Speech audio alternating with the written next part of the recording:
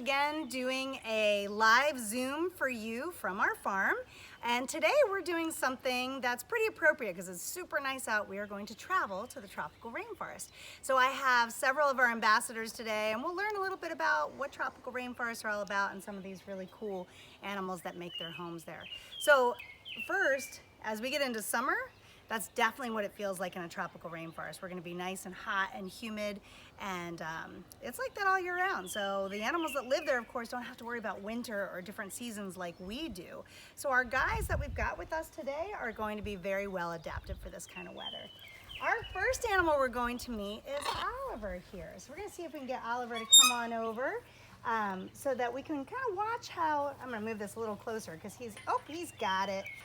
Oliver's an amazing climber, so a couple things that he's going to show you here while he's climbing are his fantastic beak and his feet. Oh, we want to come here, so we'll do it up close. All right, there you go. He's got really cool tools that help him for life in the tropical rainforest, and you're going to see that he's using those. So he is balancing on my hand with one foot and then using the other foot just like a hand, which is really pretty cool. So I'll talk about that a little bit. On his feet, he's got those 4 toes and he's able to grip with those. So they are really good for climbing. Why would he need to climb being that he's a bird? Well, he's a tropical rainforest bird. So he lives way up in the canopy of the tropical rainforest. So he's actually going to do quite a bit of climbing up there. Of course, his beak is super important too. I'm sure you've already noticed his beak's huge. It takes up a huge part of his face. These guys are great nut and seed eaters, but they also enjoy fruits too. So we'll give him a piece of fruit as well, so we can see him use that wonderful beak and his tongue. When he has fruit, we can usually see that. Okay. Let's see if we can get him to climb again. Hey, handsome. These guys are super climbers. In the rainforest, they're very powerful flyers too. Here we go. We're not sure if we want to go all the way up for that watermelon right now. All right, let's see if we can watch you eat this, because this is something that everybody enjoys on these nice warm days. But with Oliver, you're going to notice that he's using his tongue a lot. So his tongue is really amazing because it squeezes the fruit out of that watermelon. In the rainforest, it's going to be a lot of different things. He will use this to be able to eat bananas. And so bananas are native to where this little guy is. He's hanging on with balance there with the 1 foot again. So there we go. Now we got a really good look at that tongue. That tongue's shaped like a thumb. Squeezes the juice out of there, works really well to help him be able to eat while he's balancing again. So pretty amazing how these guys work. Of course, the biggest thing I'm sure that you noticed as soon as we met Oliver is his beautiful colors. So Oliver is just a gorgeous parrot, and the colors really help these animals to blend in the wild. We have some really pretty birds in our areas, and they may have blue or red on them, but we certainly don't have anything quite as striking and as bright as a macaw.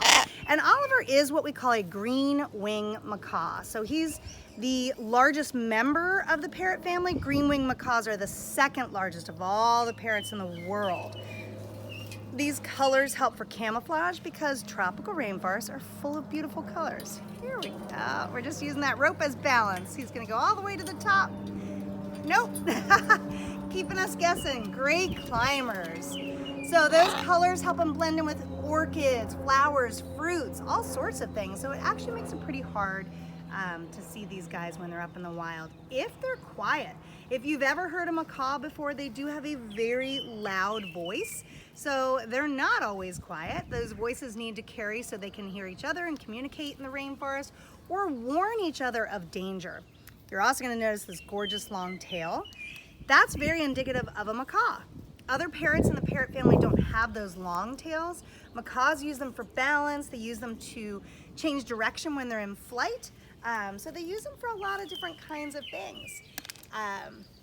We are going to let our little friend here hang out with us as we meet some other animals from the rainforest. And again, remember that if we're there in that rainforest today, He's way up here in the canopy. We're gonna meet somebody down on the ground floor next. Rainforests are full of reptiles, and again, that's because they're gonna stay an average of 85 degrees. Great place for a reptile. So let's see who we've got next. Oliver, by the way, is from South America, but rainforests are found all over the world. And so we're gonna meet an animal from Australia, but we are kind of zooming in here on that power of that beak. You notice he's taking the wood right off that perch. Kind of cool to see that because this is a natural behavior that these animals do in the wild. Why do they do this? Macaws and other parrots tend to make their nests in the cavity of a tree. So they'll use that strong beak to help make a hole that might already exist bigger so that they can actually raise their babies safely in that cavity. That beak is amazing. It's so, so strong because one of his favorite foods in the rainforest are Brazil nuts. If you've ever had those, you know they're super tough. All right, I'm gonna get our next guy out. He's shedding a little bit here. Okay, so this is a really cool reptile. This is Milo. He's a blue-tongued skink. And if we watch for a while, we'll probably see him stick that tongue out. It's nice and warm today. The warmer it is, the more active, of course, they are, and the more likely we are to see his tongue because he is a reptile. So blue-tongued skinks, native to places like Australia, Indonesia, New Guinea, places like that. He's a big skink compared to what we have here. We do have skinks, which are a broad-headed lizard. They have a head that's kind of snake-like, shorter legs. They tend to be more comfortable on the ground and not so much a tree climber. And we can kind of tell that by those little legs. So our skink, and I'm gonna put him down. Let's see if we can get this tongue to come out. He might be pretty excited over, let's see if he gets excited over watermelon. They eat a lot of different kinds of things. So they do like fruits, they do like bugs, they do like mice. I'm gonna start to talk about that tongue and we'll see if we get to see it. His tongue's really important. It is blue, just as his name would suggest. So it does help to keep our guys safe. The blue is a warning. And we know that in nature, a lot of times, we'll move that because you're not really into it. A lot of times colors are kind of warnings for these guys.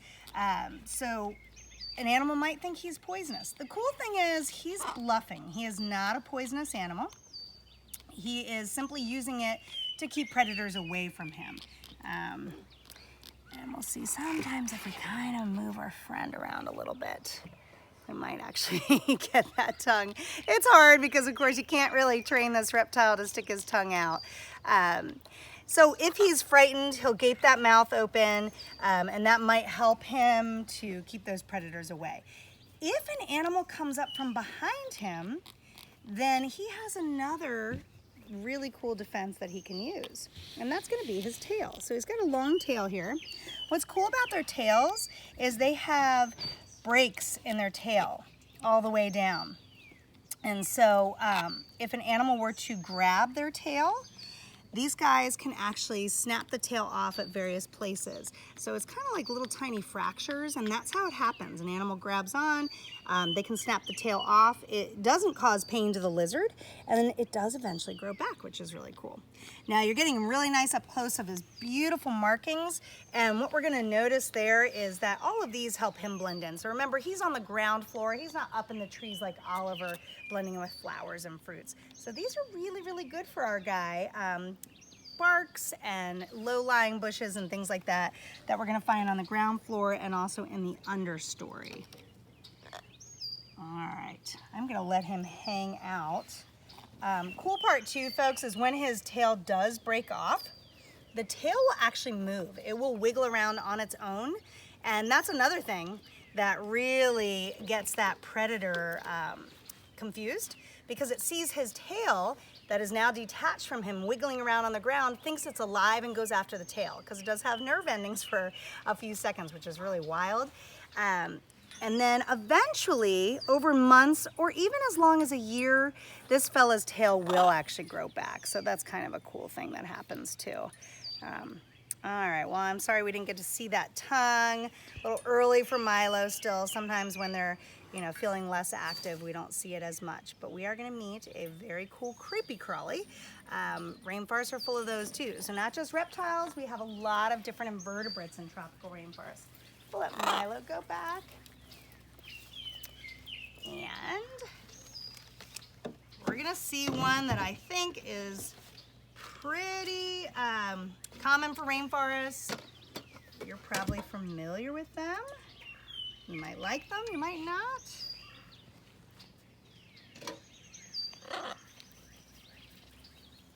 All right, come around here so we can get a good look at her. This is Charlotte. Charlotte is a Chilean rose hair tarantula, one of my absolute favorite animals. These are very misunderstood creatures, and I absolutely love them. I have no fear of this animal on my hand. That's usually the first thing that people ask me. How are you not scared to handle her? Well, she's not a dangerous animal, so that's probably the most helpful thing for you to know when we see her is she can't harm me. She wouldn't be able to harm you. Is she venomous? Yes, absolutely. But there are a lot of animals in nature that are venomous that are not dangerous. So that's sort of a tricky thing. Venom can be very mild, like a bee sting. Bees are venomous, wasps are venomous, all of our spider friends are venomous. So Charlotte's a pretty good sized spider for the tropical rainforest, but our biggest one in the world from the tropical rainforest is the size of a dinner plate. So yeah, if you guys want to picture that, if you have a dinner plate at home and you're looking at that, that is a big spider. Now that of course includes the legs, but still it's a really big impressive spider. So she's a good size, but she's not our biggest. She needs that venom. Like all spiders, if she did not have that venom, we'll set her down here, see if she wants to walk around so you can see those cool legs moving. If she didn't have that venom, this animal would struggle to be able to eat. She needs the venom because what happens is when a spider gets hungry, a spider's gonna use, and I don't know if we can see them, but underneath she's got her fangs. And this is one of the cool things about being able to be up close with you in this fashion instead of, you know, in person, is sometimes we can get a closer look at some of the really cool adaptations on this girl. The fangs do two things. When she goes after a cricket, she's going to bite it with the fangs. She injects venom. Venom paralyzes an animal, and then she also injects what we call an enzyme. That enzyme's super cool because it breaks down whatever animal she's eating and makes them into what I like to call a milkshake or a smoothie, and then she drinks all of that out. Pretty cool stuff. So all spiders work that way because they're missing something pretty important that you have. They have no teeth. So back here, I'm going to point these out. These right here that I think we could see moving a little bit earlier are her spinnerets. And this is where the silk comes from, which she nicely has some right now. Hopefully you guys can see that. Super cool stuff. All spiders also spin silk. So they will either make elaborate webs like many spiders we're used to, or the tarantula, because it's more of a ground-dwelling animal and an ambush predator, will use its silk a little bit differently. It may use it to create a door over its burrow to keep itself safe, but also to allow vibrations to come through the spider. And there's our awesome tropical rainforest noise. That's that beautiful macaw sound. It is a gorgeous bird, but definitely not a songbird type voice. So silk on all spiders, super important. Last, and this is cool, and you can definitely see it well, it's a very hairy spider.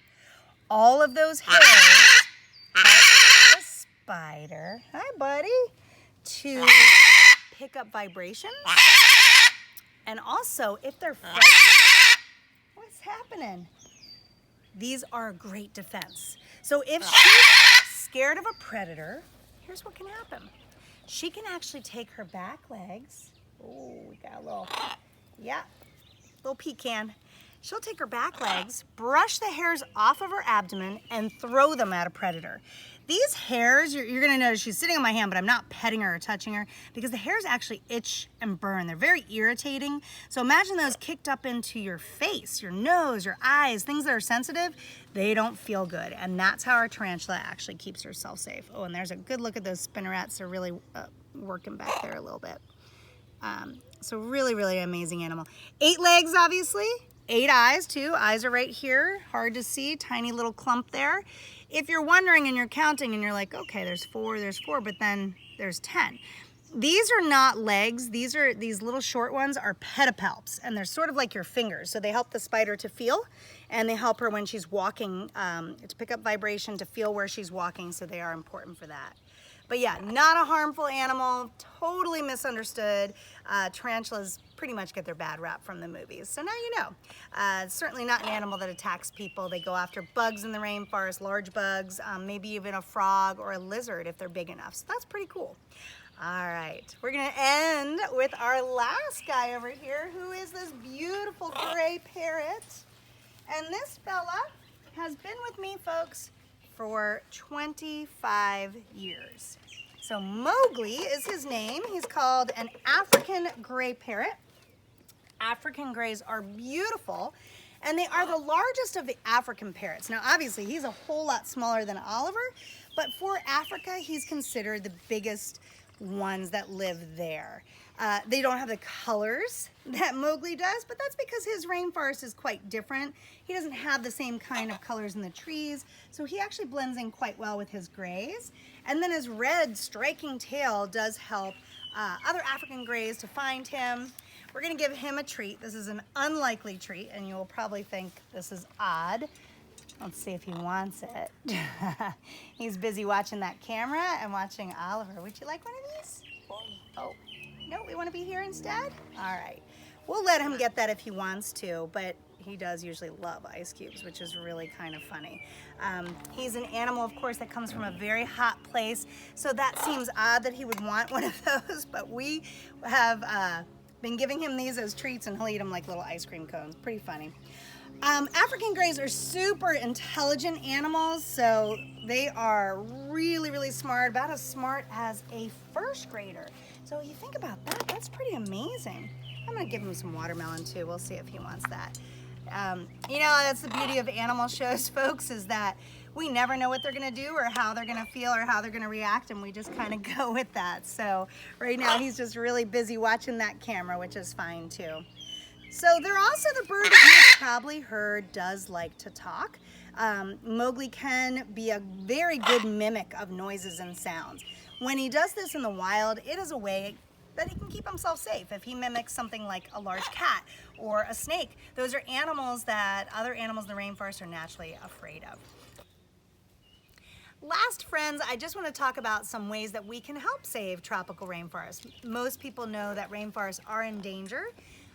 But you might not know the simple things that we can do to help them. We've all heard of recycling and composting, reusing and reducing, but there's also a really fun thing you can do this summer. So I've got a simple chocolate bar wrapper here, and I'm gonna show you on this wrapper, there is a green tree frog. So that symbol is important because when you're out shopping at the grocery store this summer, look for that green tree frog. This is going to be on things, I'm gonna come over here next to my friend. This is gonna be on things such as chocolate, coffee. Sometimes you'll even see it on bananas or even on cut flowers. So the symbol's on a lot of things, and basically what it tells you is that those food products were sustainably sourced from tropical rainforests in a way that did not harm those rainforests. Much unlike what Oliver is doing here with our candy bar wrapper. But a fun activity and one that actually does help. Thanks so much for joining us today. Enjoy your summer.